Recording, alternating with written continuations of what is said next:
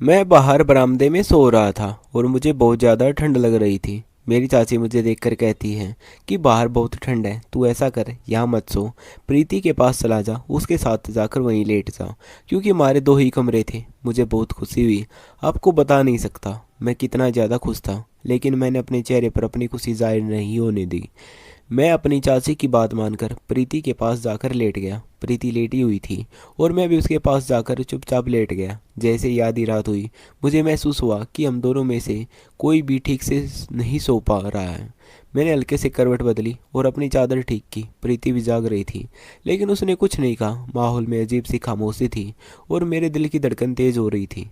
मैं समझ नहीं पा रहा था कि यह सब सिर्फ मेरा वहम है या सच में वह भी जाग रही है। मेरी चाची की छोटी बहन बहुत सुंदर थी, लेकिन मैं उन्हें सुंदर कहने में झिझकता था क्योंकि मुझे डर लगता था कि कहीं वह यह बात चाची को न बता दे।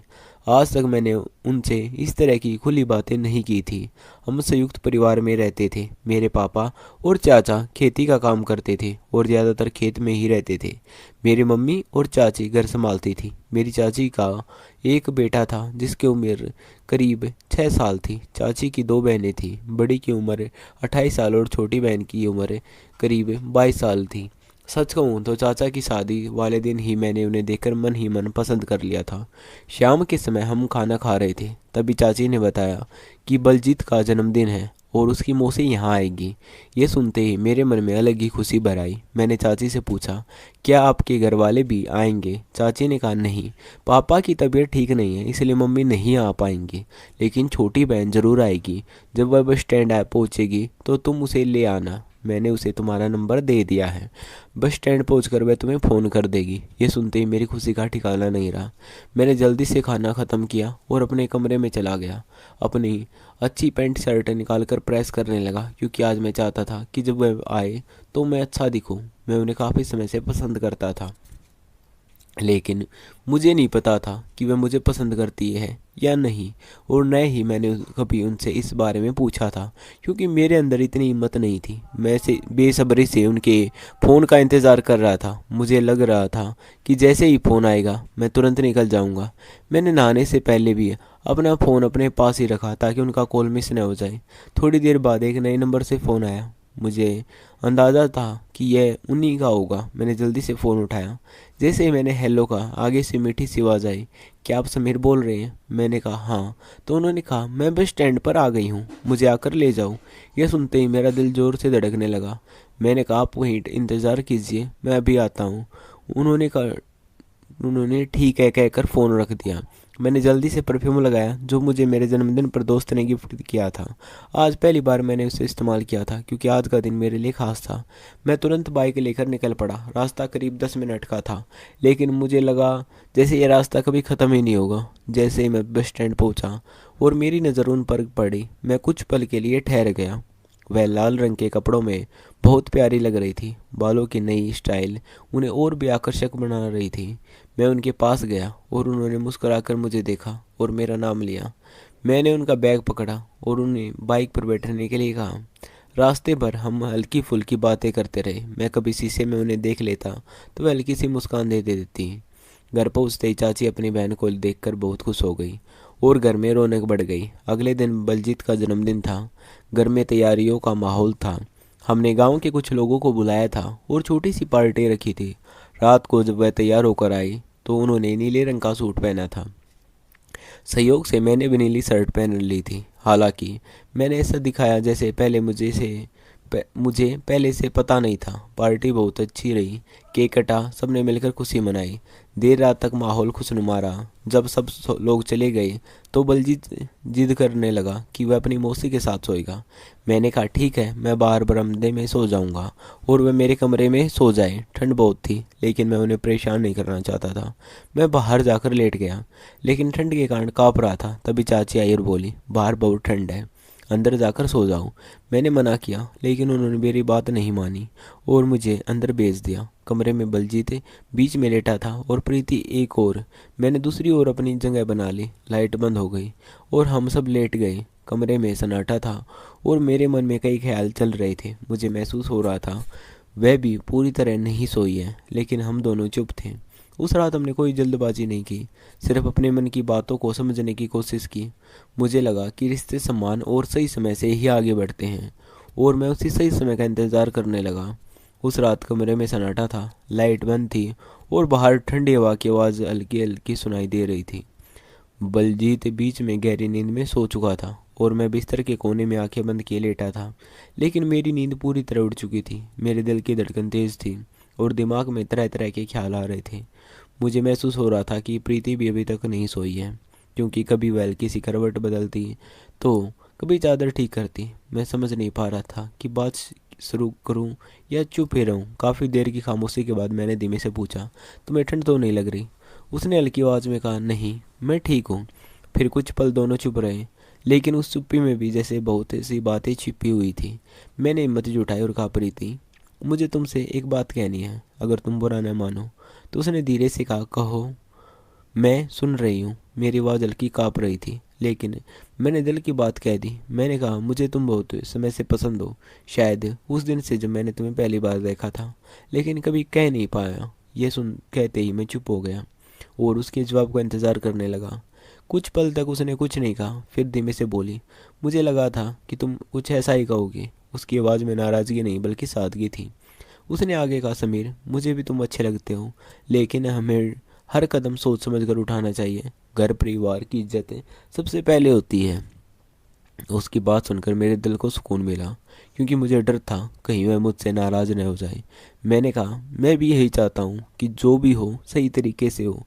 मैं बस अपने मन की बात में बताना चाहता था। उस रात हम दोनों ने अपने बचपन की बातें की, मेरी पढ़ाई की बातें हुई, उसके सपनों के बारे में चर्चा हुई। उसने बताया कि वह आगे पढ़ना चाहती है और कुछ बनना चाहती है। मैंने उसे भरोसा दिलाया कि अगर कभी मुझे उसका साथ मिला तो मैं उसके हर सपने में उसके साथ खड़ा रहूँगा। धीरे धीरे बातचीत करते करते कब रात बीत गई पता ही नहीं चला। सुबह हल्की सी रोशनी कमरे में आई तो हम दोनों ने ऐसा दिखाया जैसे पूरी रात चैन से सोए हों। चाची ने दरवाज़ा खटखटाया और सबको उठने के लिए कहा। हम दोनों सामान्य बने रहे ताकि किसी को कोई शक न हो। नाश्ते के समय मैं उससे नज़रें मिलाने से बच रहा था, लेकिन वह हल्की सी मुस्कान देकर सब सामान्य कर देती। उस दिन घर में हल्की सी थकान थी, क्योंकि रात देर तक पार्टी चली थी, लेकिन मेरे अंदर एक अलग ही सुकून था, क्योंकि मैंने अपने दिल का बोझ हल्का कर लिया था।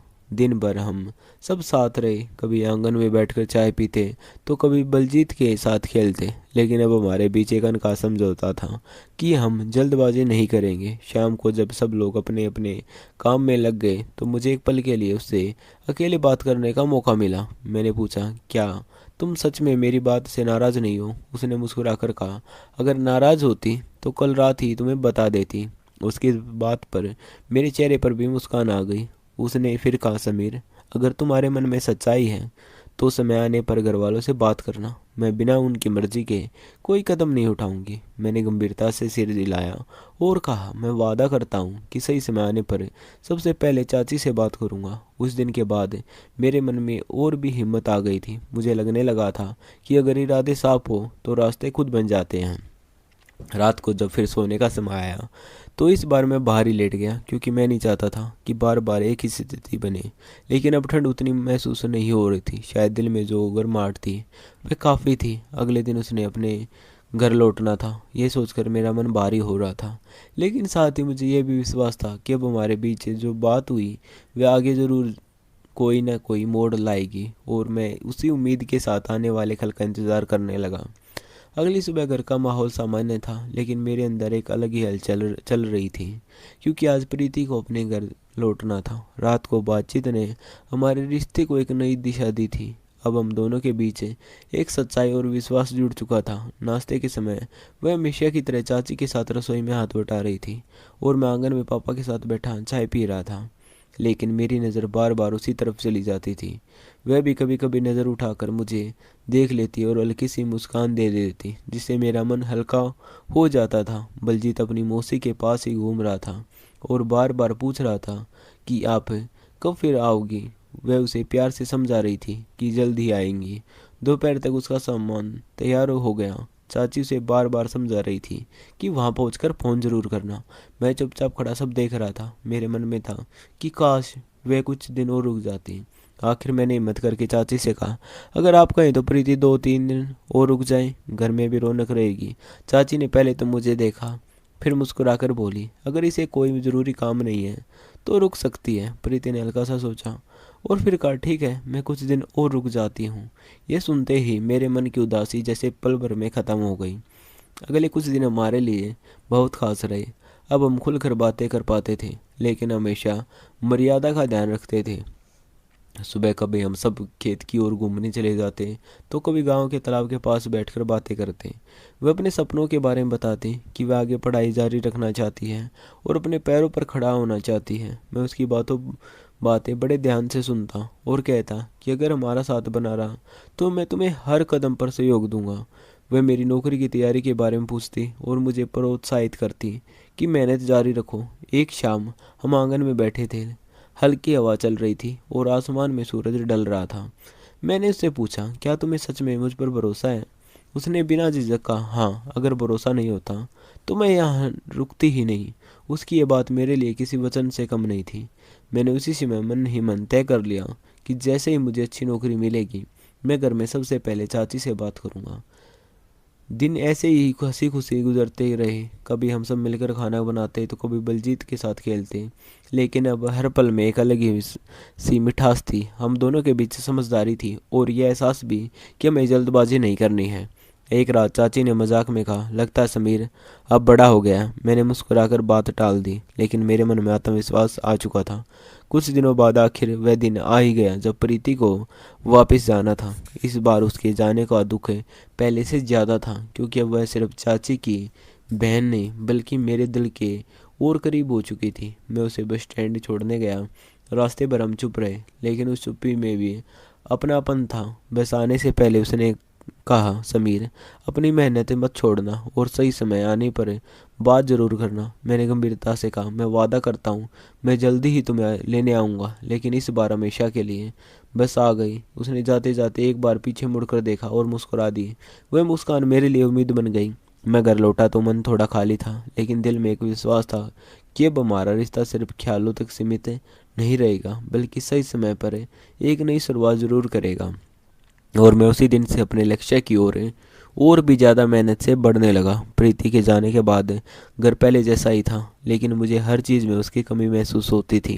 आंगन की वह कुर्सी जहाँ वह बैठकर चाय पीती थी अब खाली लगती थी। रसोई से आती आवाज़ें भी पहले जैसी नहीं लगती थी। मैं दिन भर अपने काम में लगा रहता, लेकिन रात को जब अकेला होता तो उसकी बातें याद आती। उसके शब्द मेरे कानों में गूंजते रहते कि मेहनत मत छोड़ना और सही समय आने पर बात ज़रूर करना। बस उसी बात ने मुझे और मजबूत बना दिया। मैंने पूरी लगन से नौकरी की तैयारी शुरू कर दी। सुबह जल्दी उठता, खेत में काम में पापा का हाथ बटाता और फिर पढ़ाई में लग जाता। चाची कभी कभी मुस्कुराकर मुझे देखती, जैसे उन्हें सब समझ में आ रहा हो, लेकिन उन्होंने कभी सीधे कुछ नहीं कहा। कुछ महीनों की मेहनत के बाद आखिर वह दिन भी आया जब मुझे शहर की एक अच्छी कंपनी में नौकरी मिल गई। उस दिन मेरी खुशी का ठिकाना नहीं था। सबसे पहले मैंने घर वालों को एक खुशखबरी दी। पापा ने गर्व से मेरे कंधे पर हाथ रखा और चाचा ने भी खुशी जताई, लेकिन मेरे मन में एक और बात थी जो अब कहनी जरूरी थी। उसी शाम मैंने हिम्मत जुटाकर चाची में से अकेले में बात की। मैंने कहा, चाची, मुझे आपसे एक ज़रूरी बात करनी है। उन्होंने मुस्कुराकर कहा, मुझे पहले से अंदाज़ा है। फिर भी बोलो। मैंने धीरे से कहा, मैं प्रीति को पसंद करता हूँ और अगर आप सबकी मर्जी हो तो मैं उससे शादी करना चाहता हूँ।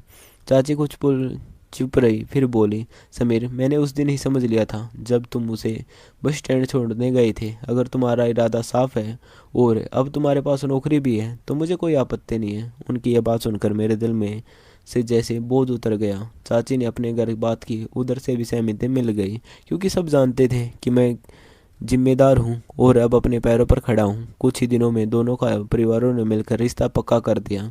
जब मैंने प्रीति से फ़ोन पर बात की तो उसकी आवाज़ में खुशी साफ झलक रही थी। उसने कहा, मुझे तुम पर भरोसा था, तुम अपना वादा ज़रूर निभाओगे। शादी की तारीख तय हो गई और घर में फिर से रौनक लौट आई। इस बार तैयारी पहले से भी ज़्यादा थी। रिश्तेदारों को निमंत्रण भेजे गए और गांव में भी खबर फैल गई। जिस दिन हमारी सगाई हुई उस दिन मैंने उसकी आंखों में वही चमक देखी जो पहली बार बस स्टैंड पर देखी थी। शादी के दिन जब वह दुल्हन बनकर मेरे सामने आई तो मुझे लगा जैसे मेरी ज़िंदगी की सारी मेहनत सफल हो गई। सात फेरे लेते समय मैंने मन ही मन वचन लिया कि हमेशा उसका सम्मान करूंगा और उसके सपनों को साथ दूंगा। आज जब हम साथ बैठकर उन दिनों को याद करते हैं तो मुस्कुरा देते हैं कि कैसे एक ठंडी रात से शुरू हुई कहानी हमें यहाँ तक ले आई। अब हमारी ज़िंदगी नए सपनों और जिम्मेदारियों के साथ आगे बढ़ रही है और मैं हर दिन यह महसूस करता हूँ कि सच्चा रिश्ता धैर्य, विश्वास और सम्मान से ही मजबूत बनता है। दोस्तों, आपको ये कहानी कैसी लगी कमेंट करके ज़रूर बताएं और चैनल को सब्सक्राइब करना न भूलें। धन्यवाद।